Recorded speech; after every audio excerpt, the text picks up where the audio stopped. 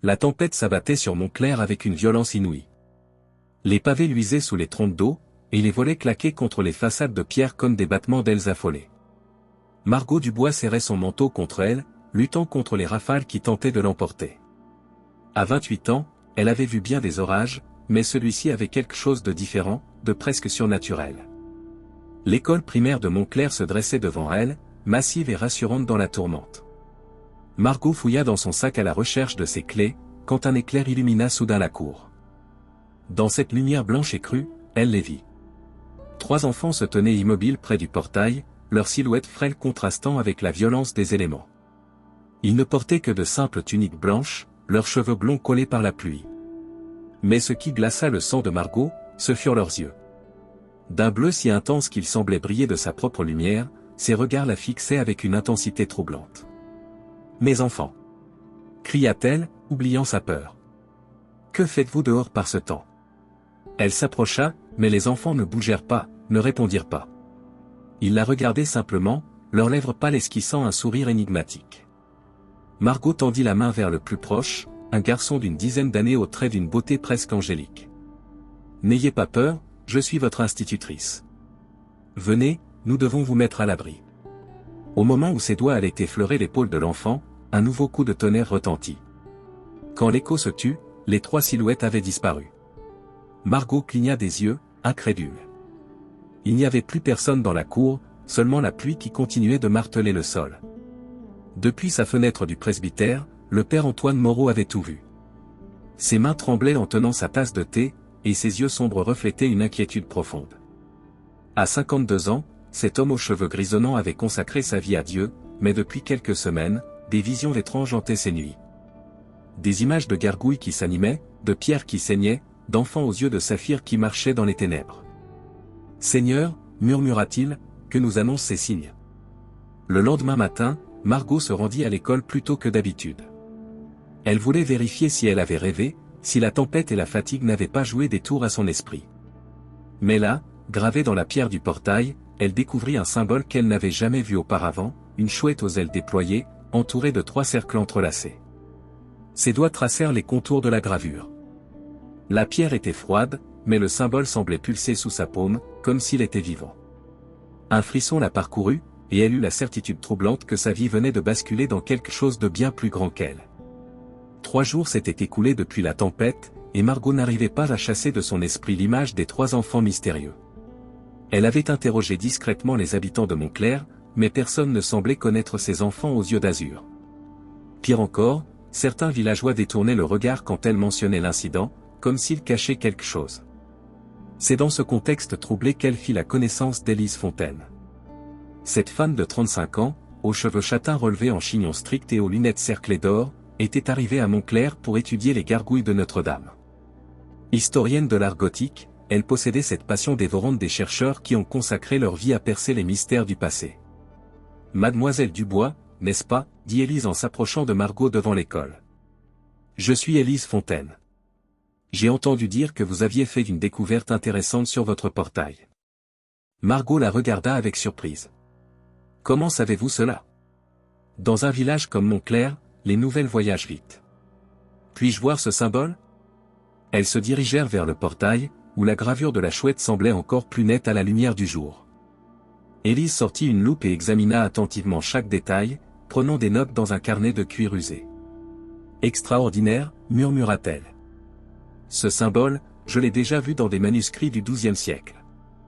Il est lié à une légende appelée « Les enfants de la chouette ». Le cœur de Margot s'accéléra. « Racontez-moi. » Élise referma son carnet et regarda autour d'elle, comme pour s'assurer qu'elles étaient seules. Selon les textes anciens, les enfants de la chouette apparaissent lors des grandes tempêtes. Ils sont décrits comme des êtres aux yeux lumineux, messagers d'un monde qui touche au nôtre sans s'y mélanger. Mais la légende reste vague sur leur véritable nature. « Vous croyez à ces histoires ?» demanda Margot, bien qu'elle connût déjà la réponse au fond de son cœur. « Après 15 ans de recherche sur l'art gothique, j'ai appris que les légendes cachent souvent des vérités que nous ne savons plus voir. Les bâtisseurs de cathédrales n'étaient pas seulement des artisans, mademoiselle Dubois. Ils étaient les gardiens de secrets très anciens. » Leur conversation fut interrompue par l'arrivée du père Moreau. Le prêtre semblait avoir vieilli de 10 ans en quelques jours, ses traits tirés trahissant des nuits sans sommeil. « Mesdames, dit-il d'une voix rauque, j'ai entendu vos voix depuis le presbytère.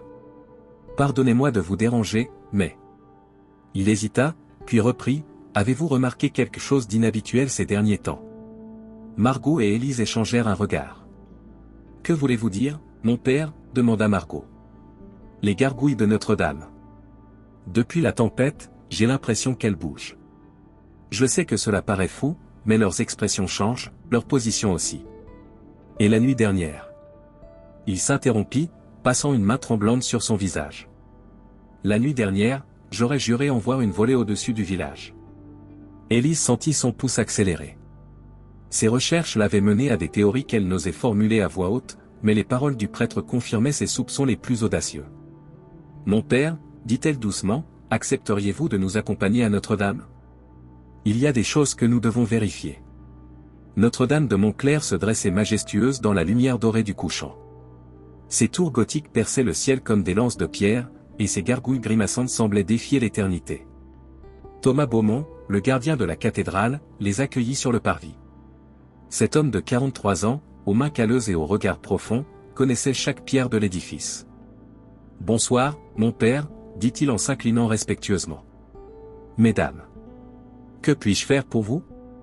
Élise sortit son carnet et montra à Thomas les croquis qu'elle avait réalisés. « Monsieur Beaumont, j'étudie l'évolution des gargouilles au fil des siècles. Avez-vous remarqué des changements récents dans leur apparence ?» Thomas pâlit légèrement. Ses yeux se portèrent instinctivement vers les hauteurs de la cathédrale, où les créatures de pierre montaient leur garde éternelle. « Pourquoi me demandez-vous cela ?» répondit-il, éludant la question. « Parce que nous pensons que quelque chose d'extraordinaire se produit ici, » intervint Margot. « Des enfants mystérieux, des symboles anciens, des visions. Tout semble lié à Notre-Dame. » Thomas resta silencieux un long moment, puis soupira profondément. « Suivez-moi. Il y a des choses que vous devez savoir, mais pas ici. Trop d'oreilles peuvent traîner. » Il les guida à travers les couloirs sombres de la cathédrale, jusqu'à une petite chapelle latérale éclairée par des cierges vacillants. Là, dans cette atmosphère feutrée où l'encens mêlait son parfum à l'odeur de la cire, Thomas Beaumont révéla enfin son secret. « Ma famille garde Notre-Dame depuis 15 générations, » commença-t-il. « Nous ne sommes pas seulement des gardiens ordinaires. Nous sommes les protecteurs d'un pacte très ancien, conclu entre les hommes et d'autres forces. »« Quelle force ?» demanda Élise, le souffle coupé. « Les gargouilles ne sont pas de simples décorations. Elles sont vivantes, liées à Notre-Dame par une magie très ancienne. Leur rôle est de protéger Paris et ses habitants des ténèbres qui rôdent dans l'ombre. Mais ce pacte doit être renouvelé tous les 800 ans, et... » Il baissa la tête, accablé. « Mon ancêtre a échoué lors du dernier renouvellement, il y a 2 siècles. Depuis, les protections s'affaiblissent. » Le père Moreau se signa, bouleversé. « Seigneur Tout-Puissant. Mes visions. Elles étaient des avertissements ? Les enfants de la chouette sont les messagers des gargouilles, continua Thomas. Ils apparaissent quand l'équilibre est menacé. Si vous les avez vus, mademoiselle Dubois, c'est que le danger approche. » Soudain, un grondement sourd ébranla les fondations de la cathédrale. Les flammes des cierges vacillèrent, et une odeur de soufre envahit la chapelle. Margot sentit une présence maléfique, tapie dans les profondeurs de l'édifice, qui s'éveillait lentement. « Il est trop tard, » murmura Thomas, le visage livide. « Le mal que nos ancêtres avaient emprisonné. Il se libère. » Au même instant, les 3 enfants aux yeux d'azur apparurent dans la chapelle, leurs silhouettes translucides baignées d'une lumière surnaturelle. Ils regardèrent Margot avec une intensité poignante, et pour la première fois, l'un d'eux ouvrit la bouche. « Gardienne, » dit-il d'une voix qui semblait venir d'outre-tombe, « le temps est venu. Tu dois te souvenir de qui tu es vraiment. » Les paroles de l'enfant mystérieux résonnaient encore dans l'esprit de Margot quand Thomas les guida vers un passage secret dissimulé derrière l'autel de la chapelle. Une dalle de pierre pivota silencieusement, révélant un escalier en colimaçon qui s'enfonçait dans les entrailles de Notre-Dame. Peu de gens connaissent l'existence de ces cryptes, expliqua Thomas en allumant une torche. Elles datent de la construction originelle de la cathédrale, au XIIe siècle. C'est là que tout a commencé. L'air se rafraîchit à mesure qu'il descendait. Les murs suintaient d'humidité, et leurs pas résonnaient étrangement dans l'espace confiné. Élise documentait chaque détail, fascinée par les sculptures qui ornaient les parois, des créatures fantastiques, des symboles ésotériques, des visages humains aux expressions tourmentées. Ces gravures, elles racontent une histoire, murmura-t-elle. Regardez, on dirait une bataille entre la lumière et les ténèbres. Au bout de l'escalier s'ouvrait une vaste chambre circulaire, éclairée par une lueur phosphorescente qui semblait émaner des pierres elles-mêmes. Au centre se dressait un autel de marbre noir, entouré de statues représentant des gargouilles dans diverses postures. Mais ce qui attira immédiatement l'attention de Margot, ce furent les 3 enfants aux yeux d'azur qui les attendaient, parfaitement immobiles.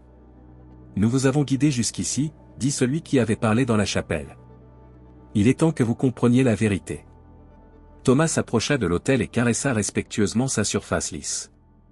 En 1163, lors de la construction de Notre-Dame, les maîtres bâtisseurs ont découvert quelque chose d'ancien enfoui sous les fondations. Une créature démoniaque d'une puissance terrifiante, endormie depuis des millénaires. Ils n'ont pas pu la détruire, demanda le père Moreau, sa voix tremblant d'appréhension. Non. Alors ils ont fait appel aux plus grands mages de l'époque. Ensemble, ils ont créé un pacte, la créature serait maintenue en sommeil par la force des gargouilles, qui deviendraient les gardiens éternels de Notre-Dame. En échange, les gargouilles recevraient une part de l'âme de la cathédrale, ce qui leur donnerait la vie. Élise s'approcha des manuscrits disposés sur des lutrins de pierre. Malgré l'ancienneté des parchemins, les enluminures étaient parfaitement conservées. Elle traduisit lentement, le pacte doit être renouvelé tous les 800 ans, lors de la nuit de la grande tempête. Le rituel nécessite la présence de la gardienne première, celle dont l'âme est liée aux enfants de la chouette. La gardienne première ? Répéta Margot, sentant un frisson la parcourir. L'enfant aux yeux d'azur la regarda avec une tendresse infinie. Tu es elle, Margot Dubois. Ton âme porte la marque de celle qui créa le premier pacte. C'est pourquoi tu peux nous voir, nous entendre. C'est pourquoi tu ressens la souffrance de Notre-Dame. Soudain, les murs de la crypte se mirent à vibrer. Une fissure apparut dans le sol, d'où s'échappa une fumée noire et pestilentielle. La température chuta brutalement, et une voix caverneuse s'éleva des profondeurs. 800 ans. 800 ans j'ai attendu. Le pacte s'affaiblit, les chaînes se brisent. Bientôt, je serai libre, et Paris brûlera dans les flammes de l'enfer. Les enfants de la chouette pâlirent, leur forme devenant de plus en plus translucide. Ils s'éveillent, dit l'un d'eux d'une voix mourante. Nous n'avons plus beaucoup de temps. Gardienne, tu dois accepter ton héritage avant qu'il ne soit trop tard. Thomas saisit le bras de Margot. Le rituel de renouvellement. Il faut le faire maintenant, avant que la créature ne retrouve toute sa puissance. Mais Élise, qui continuait de déchiffrer les manuscrits, poussa un cri d'horreur. Non. Le rituel. Il exige un sacrifice. La gardienne doit offrir sa vie pour sceller à nouveau le pacte. La révélation d'Élise plongea la crypte dans un silence de mort. Margot sentit ses jambes se dérober sous elle, et Thomas dut la soutenir pour l'empêcher de tomber. Le sacrifice. Elle avait toujours su, au fond de son cœur, que cette histoire ne pouvait pas avoir une fin heureuse. Il doit y avoir une autre solution, dit-elle d'une voix tremblante. Les anciens n'auraient pas créé un pacte qui exige la mort de la gardienne à chaque renouvellement. L'enfant aux yeux d'azur s'approcha d'elle, sa forme devenant de plus en plus vaporeuse. Le sacrifice n'est pas toujours la mort, gardienne. Parfois, c'est la transformation. Mais le choix t'appartient. Avant qu'elle puisse répondre, un nouveau grondement ébranla Notre-Dame. Cette fois, il ne venait pas des profondeurs, mais d'en haut. Thomas pâlit et se précipita vers l'escalier. Les gargouilles. Elles bougent.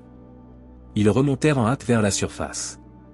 Arrivés dans la nef principale, ils découvrirent un spectacle terrifiant, les gargouilles de Notre-Dame s'animaient une à une, leurs yeux de pierre s'embrasant d'une lueur rouge maléfique. Mais au lieu de protéger la cathédrale, elles la détruisaient de l'intérieur, arrachant les vitraux, brisant les colonnes, semant la désolation. Elles sont corrompues, cria Thomas. Le démon influence leur esprit. Le père Moreau tomba à genoux et se mit à prier avec ferveur. Notre Père qui êtes aux cieux, protégez-nous de cette abomination. Étrangement, ces prières semblaient avoir un effet. Les gargouilles les plus proches s'arrêtèrent un instant, comme si elles luttaient contre une force invisible. Élise comprit immédiatement. La foi. La foi peut les purifier temporairement. Mon père, continuait à prier. Pendant ce temps, Margot sentait une transformation s'opérer en elle. Sa vision s'aiguisait, ses sens se décuplaient.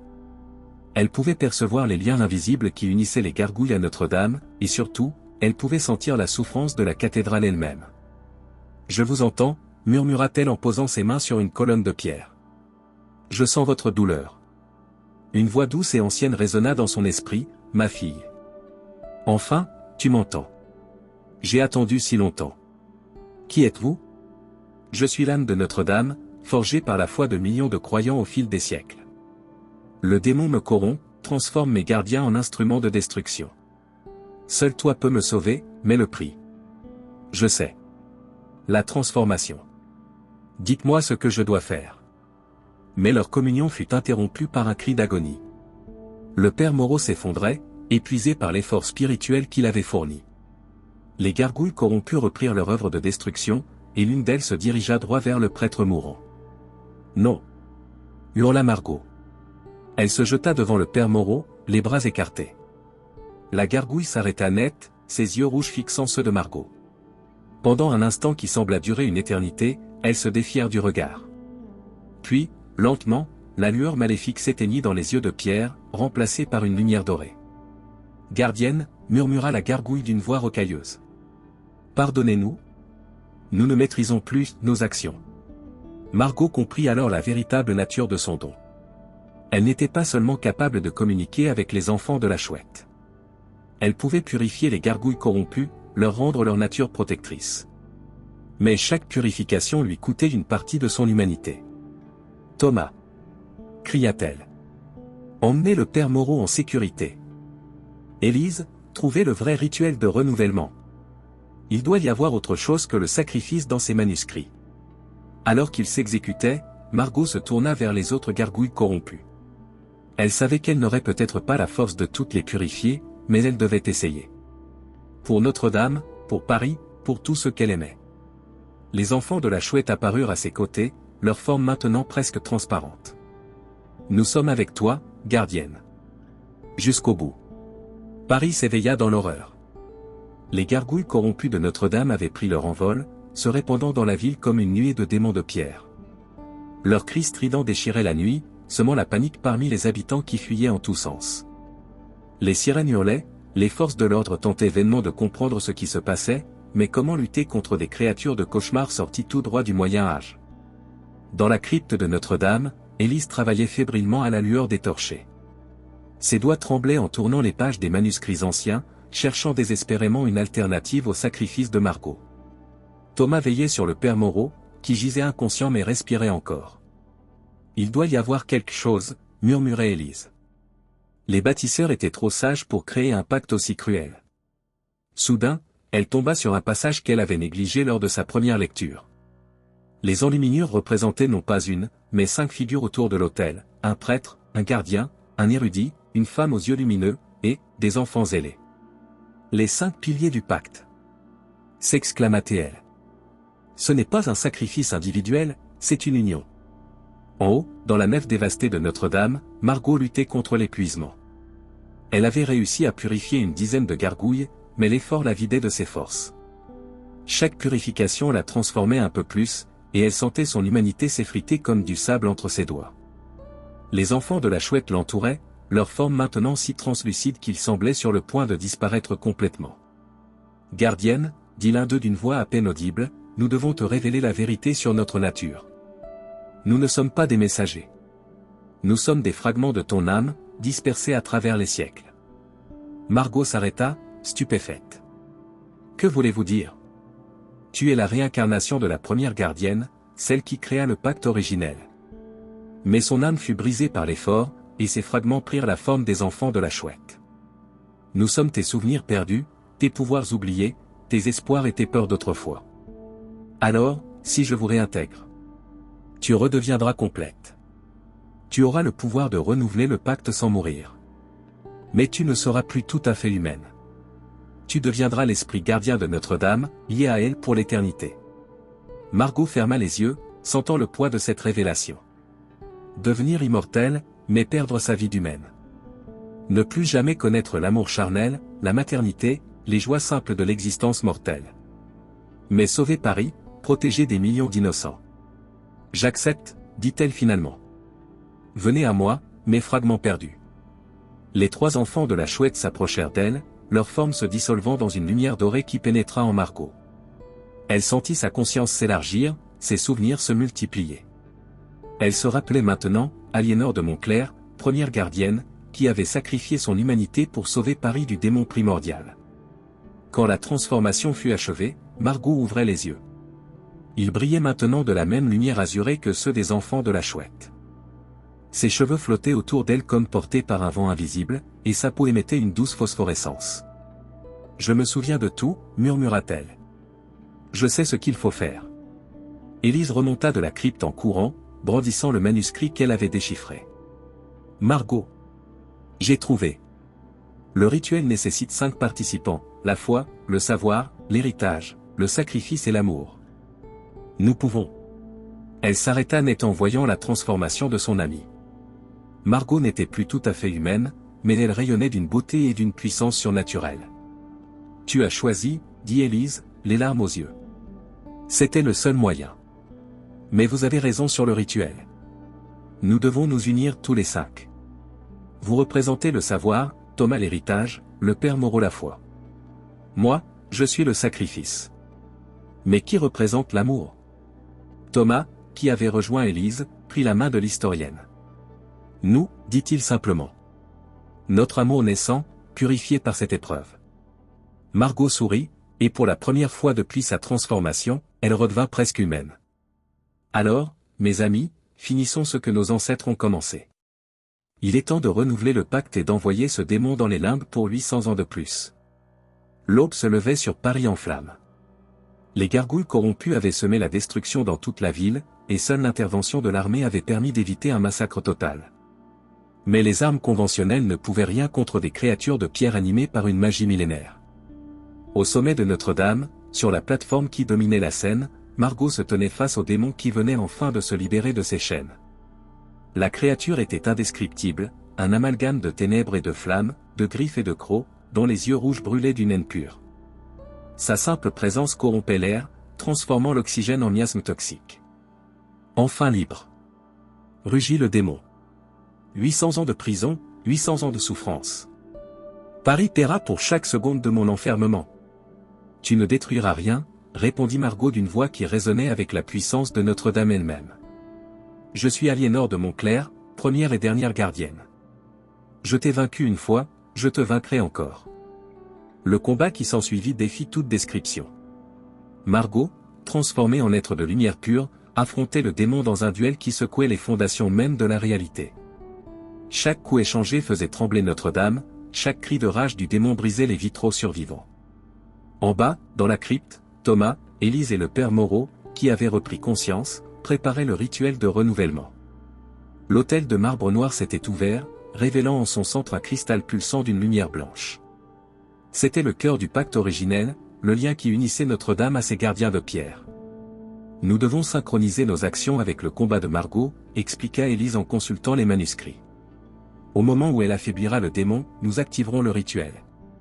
Le père Moreau, malgré sa faiblesse, entonna les prières sacrées inscrites dans les textes anciens. Sa voix, renforcée par une foi inébranlable, résonna dans toute la crypte. Thomas posa ses mains sur le cristal, canalisant l'héritage de 15 générations de gardiens. Élise récita les incantations qu'elle avait déchiffrées, son savoir devenant une arme contre les ténèbres. Au sommet de la cathédrale, Margot sentit la force de ses amis la traverser. Elle n'était plus seule face au démon. L'amour de Thomas et Élise, la foi du père Moreau, la sagesse accumulée au fil des siècles, tout cela coulait en elle comme un fleuve de lumière. « Tu ne comprends pas » siffla le démon en reculant. « Je suis éternel. Tu ne peux pas me détruire. »« Tu as raison, » répondit Margot. « Je ne peux pas te détruire. Mais je peux faire quelque chose de bien mieux. » Elle ouvrit les bras, et son corps se mit à briller d'une lumière aveuglante. « Je peux devenir ta prison éternelle. » Le démon comprit trop tard ce qu'elle préparait. Margot n'allait pas l'emprisonner dans Notre-Dame comme l'avait fait Aliénor 8 siècles plus tôt. Elle allait fusionner avec la cathédrale elle-même, devenir son âme gardienne, et enfermer le démon dans sa propre essence. « Non !» hurla la créature. « Tu ne peux pas. Le prix est trop élevé. Tu perdras tout ce qui fait de toi un être humain. »« Je sais, » dit Margot avec une sérénité infinie. Mais c'est un prix que j'accepte de payer. Elle se jeta sur le démon, l'enlaçant dans une étreinte mortelle. Leurs deux essences se mélangèrent, lumière et ténèbres s'annulant mutuellement.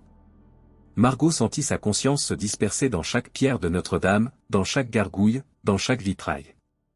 Elle devenait la cathédrale, et la cathédrale devenait elle. Le démon, pris au piège dans cette fusion, poussa un dernier cri de rage avant de sombrer dans un sommeil éternel. Cette fois, il n'y aurait pas de réveil. Margot l'avait emprisonné non pas dans des chaînes de pierre, mais dans sa propre âme immortelle. Quand la lumière s'éteignit, il ne restait plus sur la plateforme qu'une statue de marbre blanc représentant une jeune femme aux yeux fermés, les bras étendus vers le ciel. Les gargouilles corrompues, libérées de l'influence démoniaque, reprirent leur place sur les tours de Notre-Dame, redevenues les gardiennes bienveillantes qu'elles avaient toujours été. Dans la crypte, le cristal du pacte pulsait maintenant d'une lumière douce et régulière. Le rituel était accompli, mais à quel prix? 6 mois avaient passé depuis la nuit où Paris avait frôlé l'apocalypse. La ville avait pansé ses blessures, les autorités avaient trouvé des explications rationnelles aux événements surnaturels, et la vie avait repris son cours normal. Mais pour ceux qui avaient vécu ces événements, rien ne serait plus jamais comme avant. Thomas Beaumont était devenu le gardien officiel de Notre-Dame, un poste qu'il occupait désormais avec une compréhension profonde de ses véritables responsabilités. Il avait épousé Élise Fontaine dans une cérémonie simple mais émouvante, célébrée par le nouveau curé de la paroisse, le père Moreau ayant choisi de se retirer dans un monastère pour méditer sur les mystères qu'il avait côtoyés. Élise avait fondé l'Institut de recherche sur les mystères gothiques, officiellement consacré à l'étude de l'art médiéval, mais officieusement dédié à la protection des secrets que recelaient les cathédrales de France. Elle formait discrètement une nouvelle génération de gardiens, préparant l'humanité aux défis surnaturels qui pourraient surgir à l'avenir. Mais c'était le soir, quand les touristes avaient quitté Notre-Dame et que les portes se fermaient sur le silence, que la véritable magie opérait. Thomas et Élise se retrouvaient dans la nef, et là, dans la lumière dorée des cierges, ils parlaient à leur ami disparu. « Margot, » murmura Élise en caressant une colonne de pierre, « j'espère que tu peux nous entendre. » L'Institut grandit, nous avons déjà formé 12 nouveaux gardiens dans toute la France. Un vitrail s'illumina doucement, projetant des reflets colorés sur le sol. C'était la réponse de Margot, sa façon de leur dire qu'elle était là, qu'elle les écoutait, qu'elle les aimait toujours. Thomas sourit et posa sa main sur le ventre légèrement arrondi de sa femme. « Nous avons une nouvelle à t'annoncer, Margot. Élise attend un enfant. Nous aimerions l'appeler Margot si c'est une fille. » Cette fois, ce furent toutes les bougies de la cathédrale qui vacillèrent d'émotion. Dans les hauteurs, les gargouilles tournèrent imperceptiblement la tête vers le couple, leurs yeux de pierre brillant d'une lueur bienveillante. Parfois, lors des nuits de tempête, les habitants de Montclair rapportaient avoir vu des enfants aux yeux d'azur qui guidaient les âmes perdues vers la sécurité. Mais ces enfants n'étaient plus des fragments dispersés. Ils étaient les messagers de Margot, les extensions de sa volonté protectrice. Le père Moreau, dans sa retraite monastique, avait trouvé une paix profonde. Il savait que son sacrifice n'avait pas été vain, que sa foi avait contribué à sauver des millions de vies. Il priait chaque jour pour l'âme de Margot, et parfois, dans le silence de sa cellule, il entendait une voix douce qui lui murmurait « Merci, mon père. Reposez-vous en paix. » Un an après les événements, lors de l'anniversaire de la bataille finale, Thomas et Élise organisèrent une cérémonie discrète sur le parvis de Notre-Dame. Ils déposèrent des fleurs blanches au pied de la statue de marbre qui se dressait maintenant dans une alcôve spécialement aménagée. Officiellement, c'était un mémorial aux victimes de la « catastrophe naturelle » qui avait frappé Paris. Officieusement, c'était un hommage à leur ami héroïque. Alors qu'ils se recueillaient en silence, une lumière dorée émana de la statue. Lentement, les traits de marbre s'animèrent, et Margot leur sourit. Elle n'était plus humaine, mais elle était toujours elle-même, généreuse, courageuse, aimante. « Mes chers amis, dit-elle d'une voix qui résonnait dans leur cœur plutôt que dans leurs oreilles, ne pleurez pas sur mon sort. J'ai trouvé ma place, ma véritable destinée. Je suis Notre-Dame, et Notre-Dame est moi. Je protège Paris, je veille sur ses habitants, je guide les âmes perdues vers la lumière. Tu ne nous manques pas moins, répondit Élise, les larmes aux yeux. Je suis toujours avec vous. Dans chaque pierre de cette cathédrale, dans chaque rayon de soleil qui traverse les vitraux, dans chaque prière qui s'élève vers le ciel. L'amour ne meurt jamais, mes amis. Il se transforme, il grandit, il devient éternel. Thomas prit la main d'Élise et la serra fort. Nous continuerons ton œuvre, Margot. Nous protégerons les secrets, nous formerons les gardiens, nous veillerons à ce que le mal ne puisse plus jamais menacer l'humanité. Je sais que vous le ferez. Et quand votre temps viendra, dans de très nombreuses années, je serai là pour vous accueillir. En attendant, vivez pleinement, aimez-vous profondément, et n'oubliez jamais que même dans les ténèbres les plus épaisses, la lumière finit toujours par triompher. La statue redevint immobile, mais son sourire de marbre gardait une douceur qui réchauffait le cœur de tous ceux qui la contemplaient.